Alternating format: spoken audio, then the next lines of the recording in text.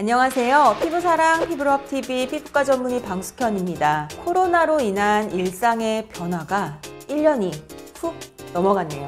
아직은 생활 속 거리두기와 우리 몸의 면역력을 기르는 것 정도가 우리가 할 수 있는 최선이 아닐까 싶은데요.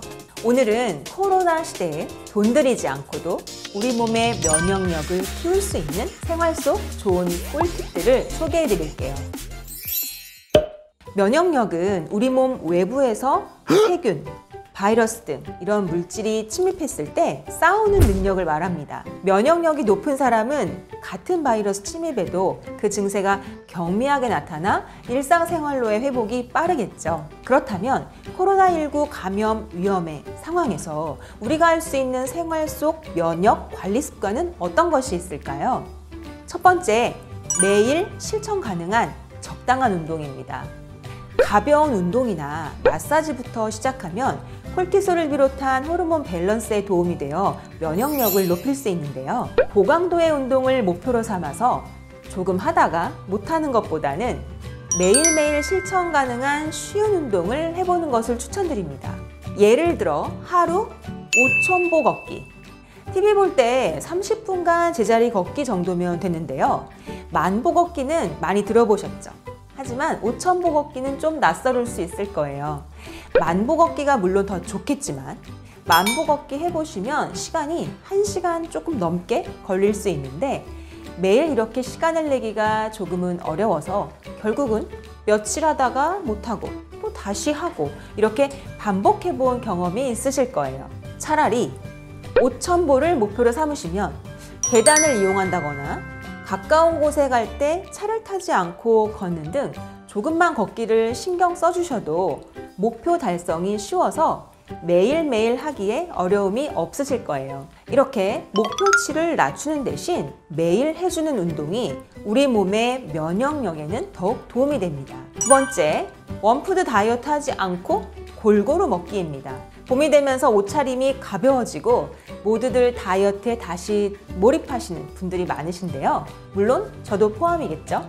수많은 여러 가지 다이어트 방법 중 지금도 많이 이용하시는 방법이 원푸드 다이어트인데요. 하지만 우리 몸의 면역력을 위해서는 원푸드 다이어트는 가장 피해야 할 1순위입니다.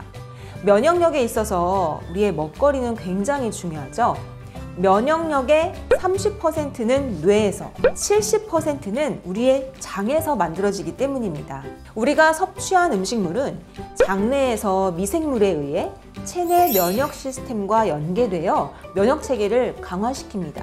장내 세균총이 건강해야 좋은 면역을 만들어낼 수 있는데요. 특히 전곡류, 과일과 채소 등 식이섬유가 풍부한 음식을 섭취했을 때 우리 몸의 장내 유익균이 증가하면서 면역력을 높이는 데 도움을 준다고 합니다. 특히 만성질환이 있으신 경우나 노인 등의 고위험군은 비타민과 무기질을 보충하고 균형 잡힌 영양소 섭취가 면역력 관리에 필수겠죠. 세 번째, 몰아서 자지 않기입니다. 평소에 부족한 잠을 주말에 몰아서 주무시는 분들 많으시죠? 평일 동안 쌓인 피로가 주말에 몰아서 많이 자면 풀린다고 생각하시는데요. 사실은 그렇지 않습니다. 우리 몸의 생체 시계는 면역 시스템과 밀접하게 연계되어 있어서 주말에 몰아서 오래 자는 등 불규칙한 수면이 되면 몸에 무리를 줘서 오히려 면역력을 저하시킬 수 있습니다.